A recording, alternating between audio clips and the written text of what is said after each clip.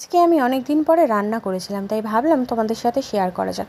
আর যদি ভিডিওটা ভালো লাগে তাহলে অবশ্যই সাবস্ক্রাইব করো। তো চলো রান্নাটা দেখানো যাক। ফার্স্টে কড়াইতে তেল গরম করে নিয়েছি, তার মধ্যে আমি পনিরগুলো দিয়ে নিলাম। আর পনিরগুলো দিয়ে আমি ভালো করে ভেজে নিয়ে একটা প্লেটে তুলে নেব। পনিরের পরিমাণটা একটু বেশি ছিল বলে পনিরটাকে আমি দুবার করে ভেজে নিয়েছি।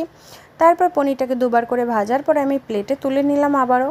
তারপর ওই তেলের মধ্যেই আমি তেজপাতা জিরে ফোড়ন ধুয়ে নিয়েছি, আর তারপর কেটে ধুয়ে রাখা আলুগুলো দিয়ে সামান্য পরিমাণ লবণ দিয়ে নিয়েছি। লবণ দিয়ে ভালো করে আলুটাকে ভাজা করে নেব। আর আমি তারপর একটু মশলাটাও রেডি করে নিলাম। আদা বাটা, জিরের গুঁড়ো, লঙ্কার গুঁড়ো আর সামান্য পরিমাণ লবণ আর হলুদ দিয়ে রেডি করে নিয়েছি। আলুটা ভাজা হয়ে যাওয়ার পরে মশলাটাকে আমি দিয়ে নিলাম। মশলাটা দিয়ে দেওয়ার পরে আমি ভালো করে একটু নাড়াচাড়া করে নেব। তারপর একটুখানি টমেটো কুচি দিয়ে নেব। টমেটো কুচি দিয়ে মশলাটাকে একটু কষিয়ে নেব ভালো করে। তারপর ভেজে রাখা পনিরগুলোও দিয়ে নিলাম। ভেজে রাখা পনিরগুলো দিয়ে ভালোভাবে একটু কষিয়ে নেব। ভালো করে কষিয়ে নেওয়ার পরে আমি একটুখানি পরিমাণ মতন এবার জল দিয়ে নেব।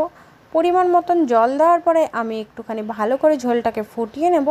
তারপর নামানোর আগে সামান্য পরিমাণে একটু গরম মশলা দিয়ে নামিয়ে নেব। আর তার সাথে একটু চাটনিও করেছিলাম। কড়াইতে তেল গরম করে 5 ফোড়ন দিয়ে নিয়েছি, আর তার সাথে টমেটো কুচি দিয়ে ভালো করে একটু নাড়াচাড়া করে নিয়েছি। তারপর সামান্য পরিমাণে একটু লবণ দিয়ে নিয়েছি, আর সামান্য পরিমাণে একটুখানি হলুদ দিয়ে নিলাম। আর তারপর ভালো করে টমেটোটা যখন গলে গেছে তখন ওর মধ্যে আমি চিনি দিয়ে নিয়েছি। চিনি দিয়ে ভালো করে নাড়াচাড়া করে নিয়েছি। তারপর চাটনি হয়ে যাওয়ার পরে আমি গ্যাসটাকে বন্ধ করে দিয়েছি।